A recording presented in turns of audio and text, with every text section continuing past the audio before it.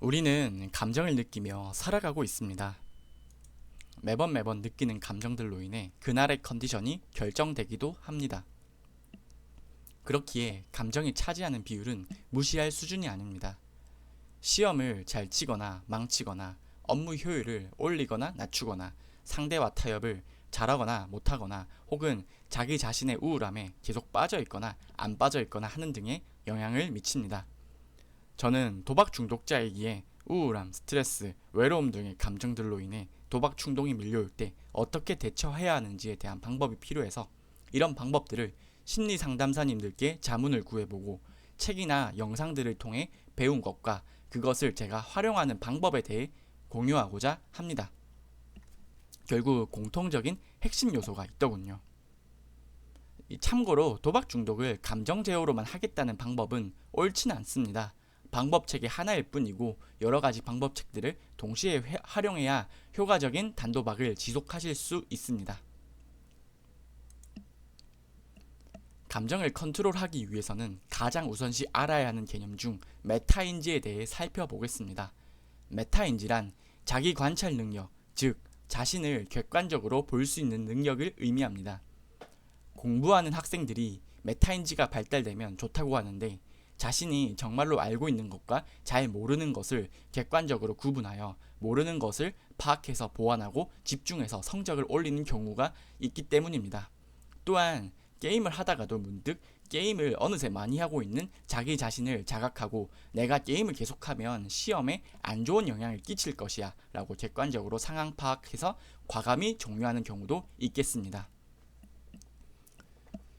도박 중독의 비유를 해보겠습니다. 우리의 메타인지가 잘 발달되어 있었다면 그동안 수차례 많은 재발 경험이 있었고 그것을 객관화시켜보면 결국 나는 도박을 절제하지 못하고 못 끊을 수 있겠구나 라고 자기 자신에 대해 객관적으로 생각할 수 있는 게 정상일 것입니다.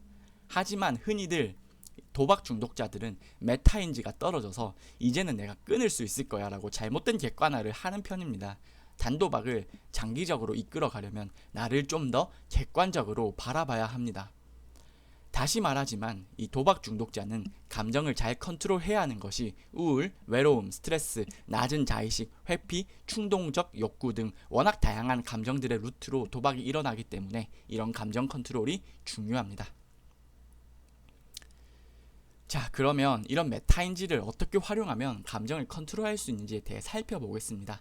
제가 최근에 재발 이후에 느꼈던 감정을 어떻게 대하고 있는지에 대해 예시로 살펴보도록 하겠습니다. 재발이 일어나고 나서 저의 감정 중 가장 크게 불쑥 찾아오는 감정은 지독한 외로움입니다. 가족과 연락도 끊기고 파혼을 겪은 터라 상실감이 무척 큽니다. 감정을 컨트롤하려면 내가 지금 느끼는 감정에 대해 잘 아셔야 합니다. 그리고 말로 명확하게 표현하실 수 있어야 합니다. 내가 지금 외롭구나. 밖에서의 내가 나를 관찰하듯 객관화시켜야 합니다. 즉 타인이 나를 바라보는 것처럼 나를 분석해야 하는 것이죠. 그리고 내가 지금 느끼는 그 감정을 인정해야 합니다. 외롭다고 해서 외롭지 않기 위해 악착같이 발버둥 치는 것은 오히려 요효과를 볼 수 있습니다. 내가 지금 외롭다면은 그래 내가 지금 외롭구나 라고 그 감정을 그대로 순수히 인정해야 합니다. 그리고 지금 현실적으로 대처할 수 있는 방법이 있는지 혹은 없는지에 대해 객관적으로 생각해 봐야 합니다.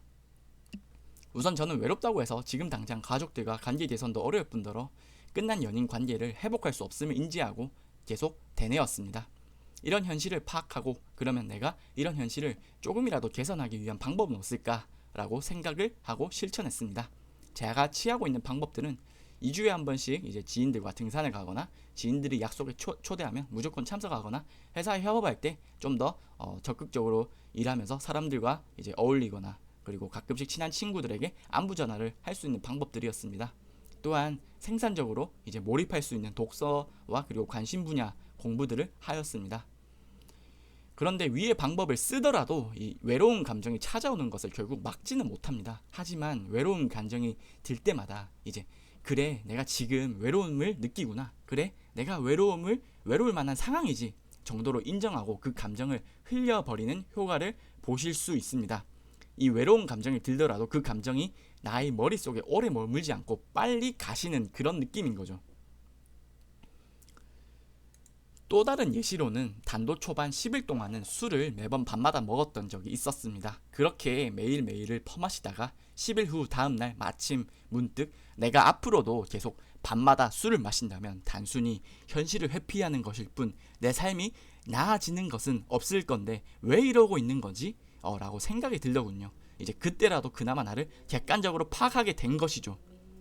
그리고 이제 이런 자각을 하게 됐습니다. 힘들고 어려울 때 술이 고픈 건 어쩔 수 없긴 해. 그리고 그런 날은 그렇게 해도 되지만 문제는 매번 그렇게 술에 의존하는 것은 나를 더 무너지게 할 것이고 현실을 도피하는 사람으로 만들어 버릴 거야. 지금은 주말에 맥주 한 캔씩 한 주의 회복을 자축하는 의미로 먹는 수준입니다.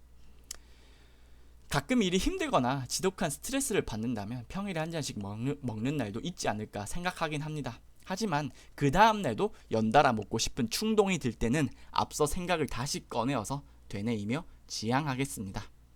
정리하자면 결국 자기 자신에 대한 객관적 파악, 인정, 완화하기 위한 방법, 강구가 감정의 제어의 핵심이라고 할 수 있겠습니다. 시청해주셔서 감사합니다.